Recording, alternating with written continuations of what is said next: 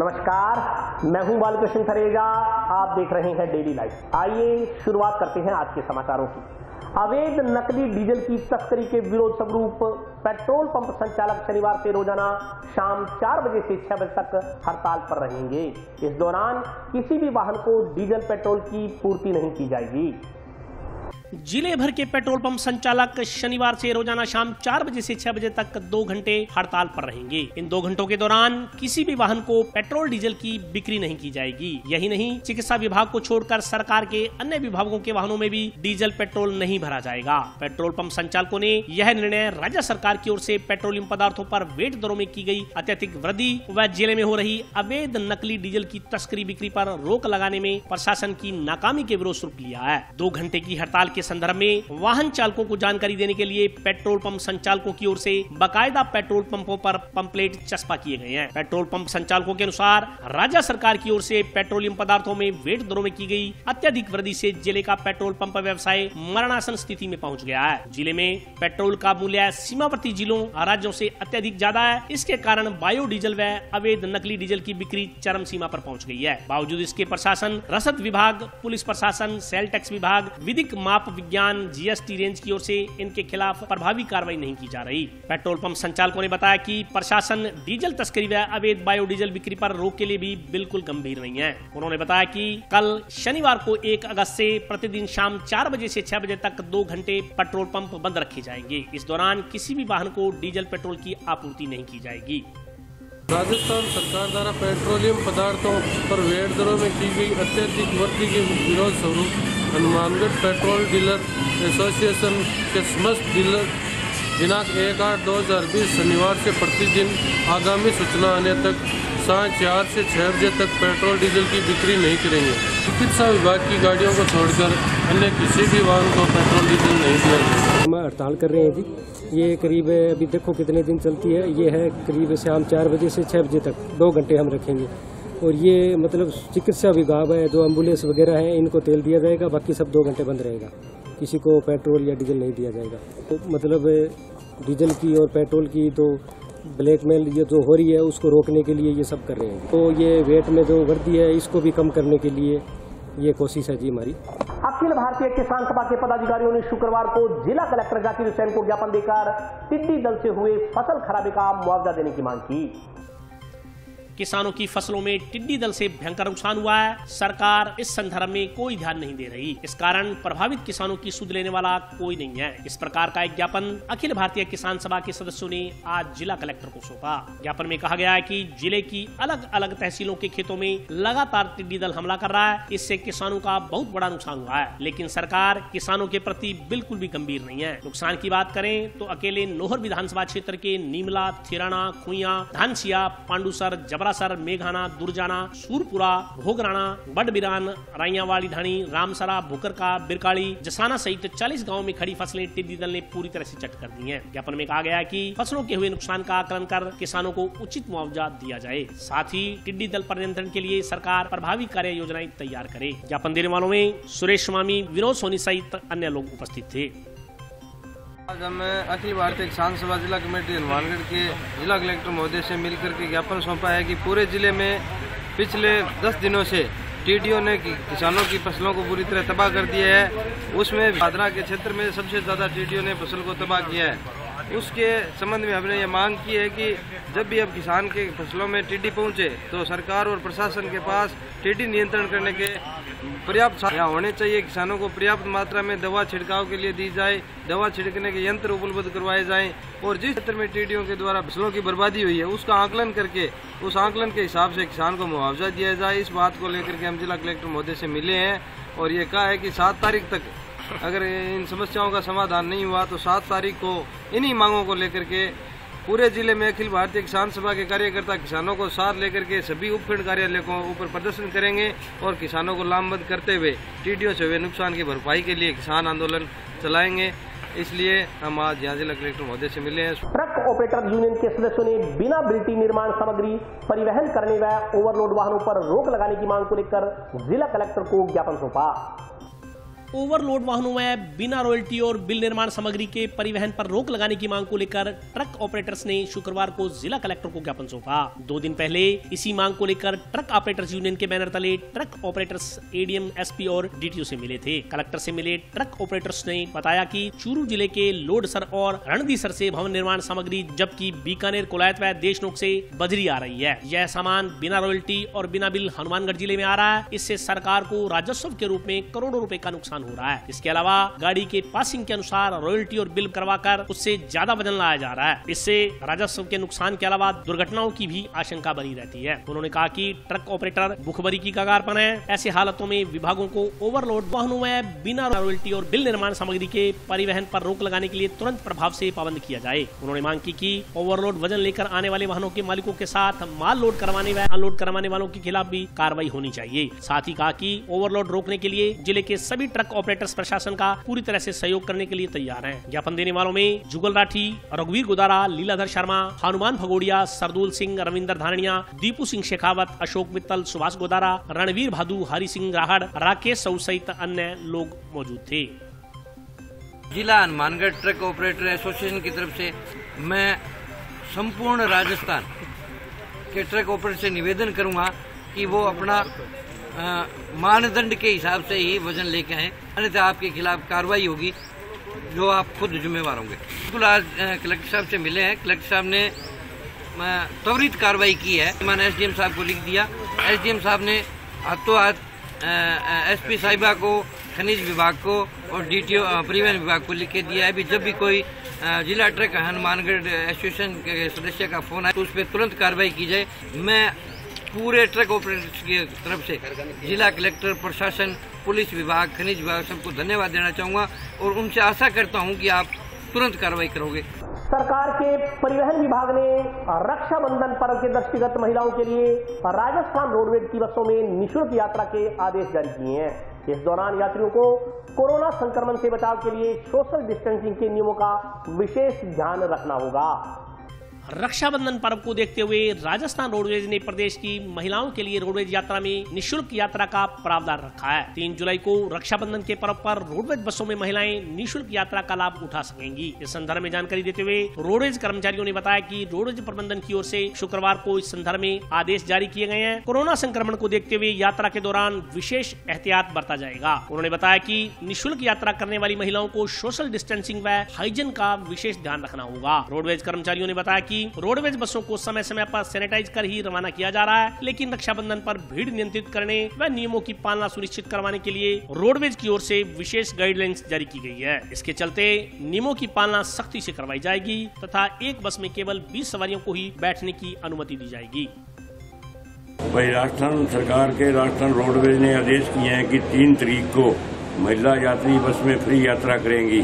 सुबह से लेकर रात के 12 बजे तक उनको हिदायत दी गई है कि मास्क लगा के आए, दवाई छिड़काओ, फिर बस में चढ़े, खुले बैठे। बस रोडवे ने यही आदेश किए हैं। उनकी कोई खबर हमारे पास सूचना भी आई नहीं है। जंक्शन की कैनाल कॉलोनी स्थित राजकीय अंग्रेजी माध्यम स्कूल की प्रबंध समिति की बैठक शुक्रवार को आयोजित की गई।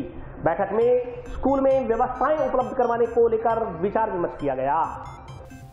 जंक्शन की कैनाल कॉलोनी स्थित महात्मा गांधी अंग्रेजी माध्यम राजकीय स्कूल की बैठक का आयोजन शुक्रवार को किया गया। इसमें समिति के सामने विद्यालय प्रबंधन से संबंधित प्रस्ताव, वर्ष 2019-20 का लेखा जोखा तथा विद्यालय की ओर से भौतिक सुविधाओं के साधन जुटाने पर चर्चा की गई। समिति में विधायक की ओर से मनोनीत सदस्यों की ओर से 500 IT की पुस्तक विद्यालय के पुस्तकालय में बच्चों को अध्ययन के लिए भेंट की गई। उन्होंने विधायक चौधरी विनोद कुमार का आभार जताते हुए कहा कि विधायक के प्रयासों से ही इस इंग्लिश मीडियम स्कूल की शुरुआत हनुमानगढ़ में हुई। कन्या महाविद्यालय के साथ साथ बिना किसी स्कूल को मर्ज किए अलग से भवन स्कूल को दे दिया गया। अब समिति सदस्य होने के नाते उनका फर्ज बनता है कि यहाँ ज्यादा से ज्यादा भौतिक सुविधाएं उपलब्ध हों। बैठक में प्रधानाचार्य गुरमीत सिंह बराड़, पूर्व जिला शिक्षा अधिकारी राजेंद्र यादव, युवा कांग्रेस के नेता नवीन मिड्डा, कन्हैयालाल तिवारी, अलका रानी, रणजीत कौर, विशाल सिंह, जया कुमारी, अरुण वर्मा, सूर्य प्रकाश जोशी सहित अन्य सदस्य मौजूद थे। Mahatma Gandhi English medium school canal colony में जो स्थित है हमारे वार्ड नंबर 50 में, इसकी SDMC की प्रथम बैठक हुई और उस बैठक के अंदर जो भौतिक सुविधाओं को लेकर जो समस्याएं आ रही है स्कूल पे, उसके ऊपर चर्चा की गई और भौतिक सुविधाओं को जुटाने के लिए एक रूपरेखा तैयार की गई। इसके अलावा जो अतिथि हैं उनके द्वारा वृक्षारोपण किया गया और साथ में ही IT के रूप में एक स्टूडेंट्स को सशक्त करने के लिए और हमारे संस्थान के द्वारा जो 500 जो बुक्स हैं IT से रिलेटेड, वो बुक्स डोनेट की गई ताकि निःशुल्क शिक्षा देकर बच्चों को डिजिटल साक्षर किया जा सके। आइसक्रीम फैक्ट्री, आइसक्रीम प्लांट व वाटर कैंपर प्लांट एसोसिएशन ने शुक्रवार को ऊर्जा मंत्री के नाम का ज्ञापन जिला कलेक्टर को सौंपा। इसमें विद्युत बिलों पर अतिरिक्त फ्यूल चार्ज समाप्त करने की मांग की गई है। विद्युत बिलों पर अतिरिक्त फ्यूल चार्ज व अधिक एवरेज समाप्त करने की मांग को लेकर शुक्रवार को आइस फैक्ट्री, आइसक्रीम प्लांट व वाटर कैंपर प्लांट एसोसिएशन पदाधिकारियों ने ऊर्जा मंत्री के नाम का एक ज्ञापन जिला कलेक्टर को सौंपा। एसोसिएशन पदाधिकारियों ने बताया कि विद्युत विभाग द्वारा मूल बिल अधिक बनाकर 36 माह के सरचार्ज पर 5 पैसे यूनिट के हिसाब से चार्ज कर बिल बनाने के लिए 3 माह की अपेक्षा 108 यूनिट का बिल बनाकर फ्यूल चार्ज लगाया गया है। इससे ice factory, ice cream plant, water camper plant संचालकों को बेहद परेशानियों का सामना करना पड़ रहा है। एसोसिएशन पदाधिकारियों ने बताया कि इसी तरह पिछले वर्ष भी रीडिंग व एवरेज को बंद कर दुकानों के संदर्भ में विच्छेद हुए कनेक्शनों पर भी एवरेज बिल व फ्यूल चार्ज अधिक लगा लिया गया था। उन्होंने बताया कि लॉकडाउन के चलते प्रत्येक वर्ग पहले ही आर्थिक संकट से जूझ रहा है। ऐसे में अतिरिक्त फ्यूल चार्ज लगने से उन्हें आर्थिक दिक्कतें झेलनी पड़ रही हैं। एसोसिएशन पदाधिकारियों ने ज्ञापन के जरिए अतिरिक्त लिया गया फ्यूल चार्ज आगामी बिलों में समायोजित करने व फ्यूल चार्ज को समाप्त करने की मांग की है। ये हम इस मामले में लेके आ रहे हैं बिजली बोर्ड के मामले में। बिजली बोर्ड वाले ने ये किया है कि 3 महीनों की जो दरें हैं अप्रैल, मई, जून 2018 में इन्होंने इकट्ठी करके उसकी एवरेज लगा दी। और हालांकि आज के टाइम में किसी के घर में इतनी लाइट नहीं बढ़ती, किसी की फैक्ट्री में नहीं बढ़ती, किसी की दुकान में नहीं बढ़ती, क्योंकि धंधा नहीं है किसी के पास। और 2018 में सब धंधे थे, सब बिजनेस चलते थे और सब काम चलते थे, इसलिए लाइट ज़्यादा बढ़ती थी। और इन्होंने 3 महीनों को इकट्ठा करके 108 महीने का इन्होंने फ्यूल चार्ज पर यूनिट 5 पैसे लिया है। तो पर यूनिट 5 पैसे आपने फ्यूल चार्ज लिया है तो वो ऐसे लेना चाहिए कि जितनी जिसकी रीडिंग आई है उस हिसाब से लो। आप पिछले साल का यूनिट मिला के क्यों लेते हो? 108 महीने का क्यों लेते हो? उस आपके ऑर्डर में लिखा हुआ है कि कुल 36 महीने। मांग ये है कि वो फ्यूल चार्ज हटाया जाए और ये है जो कि किसी के एवरेज नहीं लगनी चाहिए। आजकल किसी की फैक्ट्री बंद है या किसी की दुकान बंद है, ये लोग एवरेज लगा रहे हैं। बिलों के ऊपर फ्यूल सरचार्ज लगाने का सरासर अन्याय और गलत किया है। 108 महीने का कोई नियम, कोई कानून नहीं था और इस कोरोना की महामारी के चक्कर इन्होंने जो कर रहे हैं ये एकदम उत्पीड़न हो रहा है, हर इंसान उत्पीड़ित हो रहा है। उसके लिए मैं जिला कलेक्टर महोदय से निवेदन करना चाहूँगा कि भाई ये जो इन्होंने 108 महीने का फ्यूल सरचार्ज लगाया वो सरासर गलत है और इसको हटाया जाए। और अभी वक्त है ब्रेक का, हाजिर होता हूं छोटे से ब्रेक के बाद।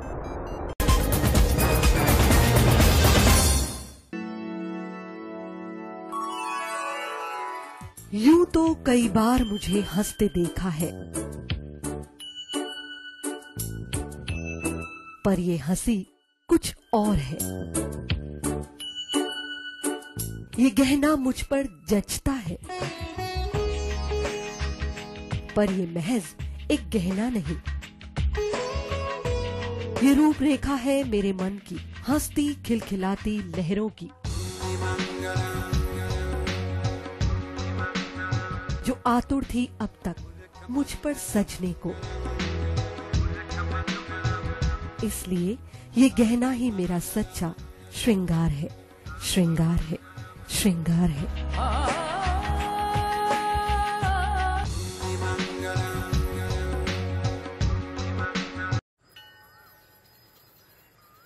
अरे बबलू, लॉकडाउन खुलते ही टहलने निकल पड़े।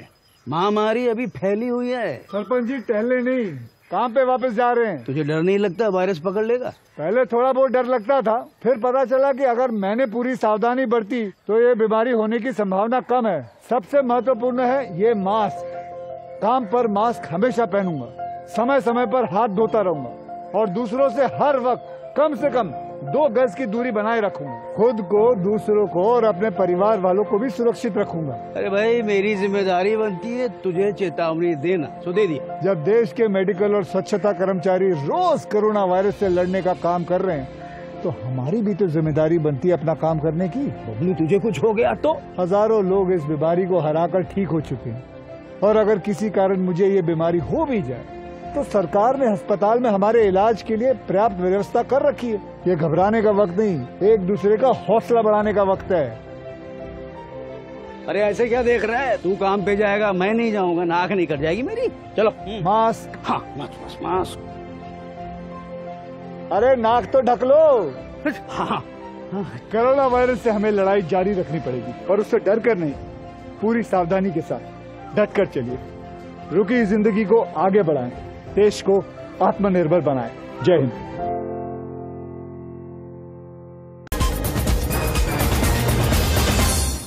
ब्रेक के बाद स्वागत है। आइए नजर डालते हैं अगले समाचारों पर।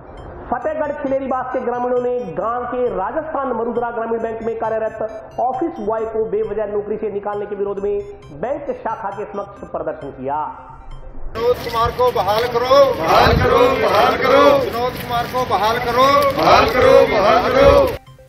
बैंक शाखा के ऑफिस बॉय को हटाने के विरोध में ग्राम पंचायत फतेहगढ़ खिलेरीबास के ग्रामीणों ने शुक्रवार को गांव में स्थित राजस्थान मरुद्रा ग्रामीण बैंक शाखा के समक्ष प्रदर्शन किया। मांग के संदर्भ में बैंक के क्षेत्रीय प्रबंधक के नाम ज्ञापन भी सौंपा गया। प्रदर्शन कर रहे ग्रामीणों ने बताया कि गांव की बैंक शाखा में पिछले 10 सालों से कार्यरत ऑफिस बॉय को हटा दिया गया है। ऑफिस बॉय ग्रामीणों का बैंक कार्य में पूर्ण सहयोग किया करता था। बैंक व बैंक खाता धारकों को पूर्ण सहयोग करने वाले ऑफिस बॉय को हटाने से ग्रामीणों में रोष व्याप्त है। उन्होंने जरूरतमंद परिवार के ऑफिस बॉय को पुनः बैंक में ऑफिस बॉय के रूप में कार्य पर रखने की मांग की। मांग पूरी न होने पर आंदोलन करने की चेतावनी दी गई है। इस मौके पर महेंद्र सिंह खिलेरी, मुंशी राम, सुभाष चंद्र, ओम प्रकाश, आशाराम, इंद्राज, बलराम, दिलीप खिलेरी, महावीर, ताराचंद सहित कई ग्रामीण मौजूद थे।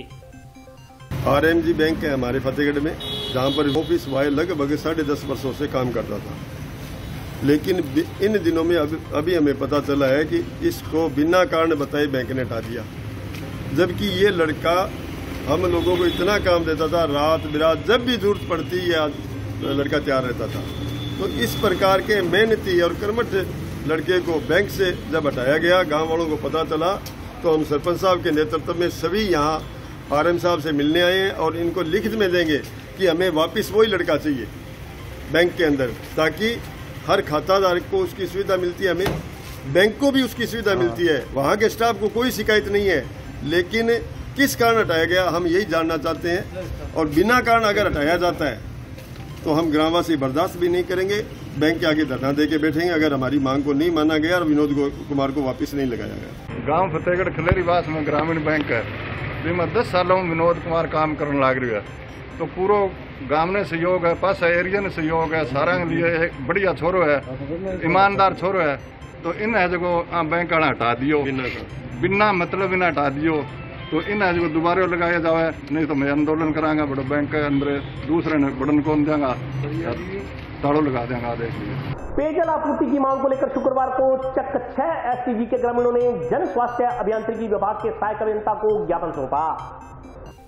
ग्राम पंचायत मक्कासर के चक 6 STG के बाशिंदों को पिछले लंबे समय से पेयजल से जूझना पड़ रहा है। इस समस्या के समाधान की मांग को लेकर शुक्रवार को ग्राम पंचायत मक्कासर के सरपंच के नेतृत्व में ग्रामीणों ने जन स्वास्थ्य अभियांत्रिकी विभाग के सहायक अभियंता को ज्ञापन सौंपा। ग्रामीणों ने बताया कि लंबे समय से चक 6 STG के कुछ हिस्सों में पीने का पानी नहीं आ रहा। भयंकर गर्मी में लोग पानी के लिए त्राही त्राही कर रहे हैं। घरों में पानी नहीं आने के कारण ग्रामीणों को भारी परेशानियों का सामना करना पड़ रहा है। उन्होंने बताया कि गाँव मक्कासर में एक फिल्टर पिछले 2 सालों से खराब पड़ा है। ग्रामीणों को स्वच्छ पेयजल उपलब्ध नहीं हो पा रहा। विभाग की उदासीनता के चलते फिल्टर सही नहीं किया जा रहा। उन्होंने जल्द से जल्द फिल्टर को सही करवाने तथा पेयजल व्यवस्था सुचारू करने की मांग की है। विभाग के IN ने ग्रामीणों को आश्वासन दिया कि 2-3 दिन में पानी की समस्या का समाधान कर दिया जाएगा।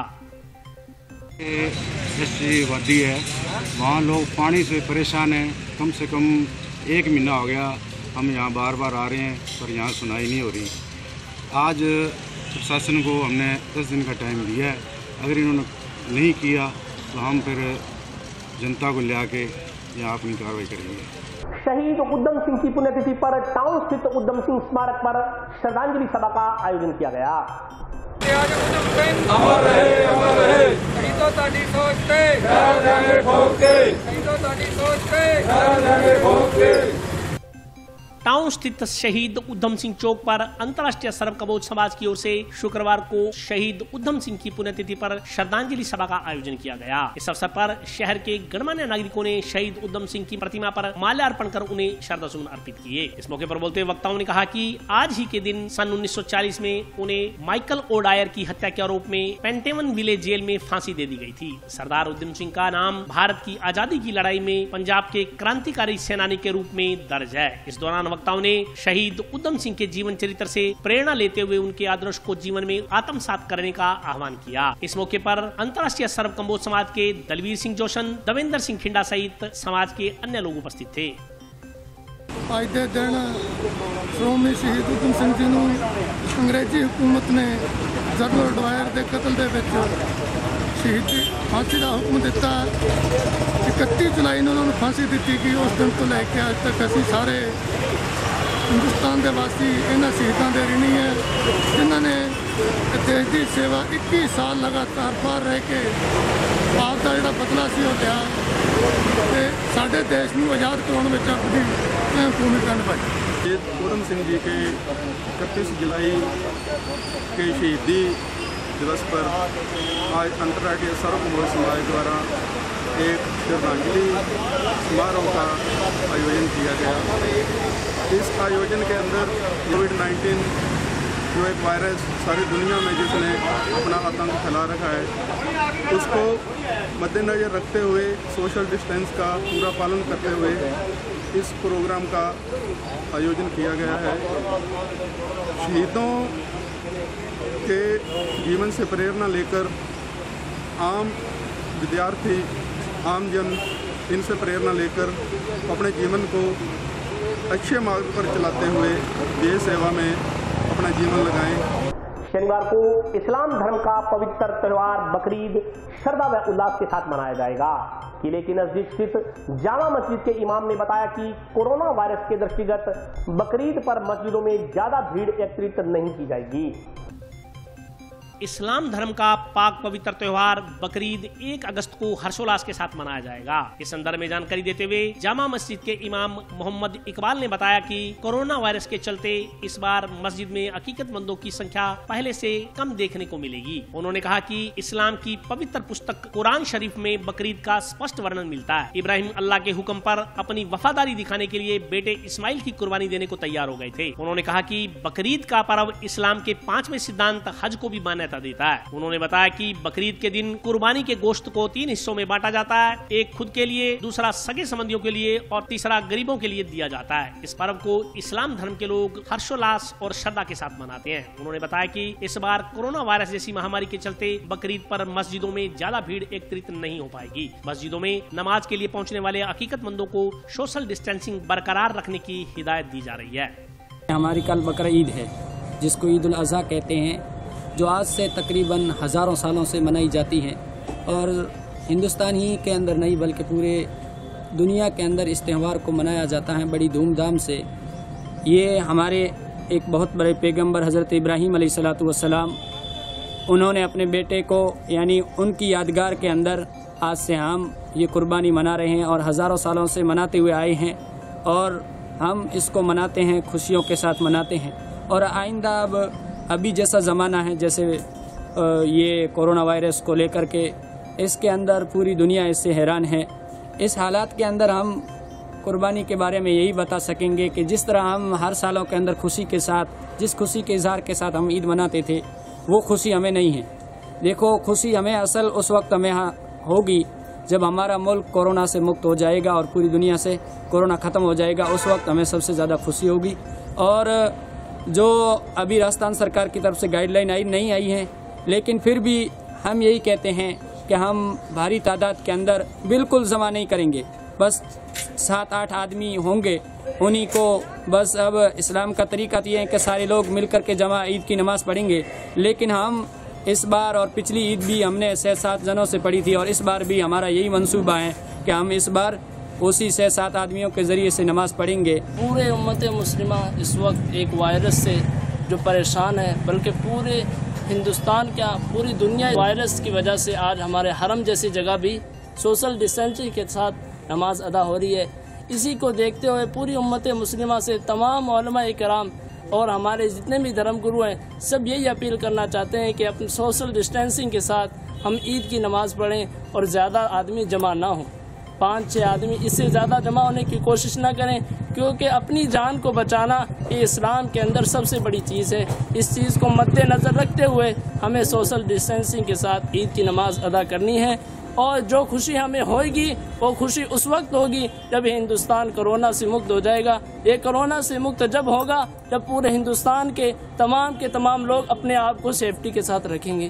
टाउन स्थित कॉलेज फाटक पर पुलिस ने नाकाबंदी कर नियमों का उल्लंघन करने वाले वाहन चालकों के चालान काटे। टाउन पुलिस ने शुक्रवार को कॉलेज फाटक के नजदीक नाकाबंदी कर यातायात नियमों की अवहेलना करने वाले वाहन चालकों के चालान काटे। इस दौरान बिना हेलमेट दुपहिया वाहन चलाने वालों के खिलाफ सख्ती से कार्रवाई की गई। पुलिस ने बताया कि चालान की जुर्माना राशि में बढ़ोतरी कर दी गई है। बिना हेलमेट वाहन चलाने वालों को पहले 100 रुपए जुर्माना राशि का वसूल भुगतान करना होता था, जिससे बढ़ाकर 1000 रुपए कर दिया गया है। नाकाबंदी के दौरान पुलिस ने यातायात नियमों का उल्लंघन करने वाले 14 वाहन चालकों के चालान काटे। पुलिस ने बताया कि नाकाबंदी के दौरान लोगों को हेलमेट पहनने व मास्क का इस्तेमाल करने के लिए समझाइश भी की जा रही है। संक्रमण के बचाव के लिए लोगों को सोशल डिस्टेंसिंग बनाए रखने व मास्क पहनने के लिए पाबंद किया जा रहा है। उन्होंने बताया कि मास्क नहीं पहनने वालों के खिलाफ भी लगातार कार्रवाई कर उनसे जुर्माना राशि वसूल की जा रही है। ये टाउन थाने की तरफ से चालान कर रहे हैं हेलमेट के और नंबर प्लेट के 3 उसका बाकी समझाइश कर रहे हैं हेलमेट लगा कर ही बाइक चलाएं, समझाइश करके उनको छोड़ रहे हैं। बाकी हेलमेट नहीं होना चाहिए, उसे चलान भी करते। ये चलान हेलमेट का अब 1000 रुपये कर दिया, पहले 100 रुपये था पूर्व में, अब इसका रेट ज़्यादा कर दिया 1000 रुपये। बीमा के 2000 रुपये हैं, ऐसे अलग अलग है। लाइसेंस के 5000 रुपये हैं, इसी इनकी बढ़ा दी। आज 13 चलान करते हैं, हेलमेट के हैं, नंबर प्लेट के हैं, रॉन्ग साइड। और आज के लिए बस इतना ही। कल फिर हाजिर होता हूँ नए समाचारों के साथ। तब तक के लिए नमस्कार।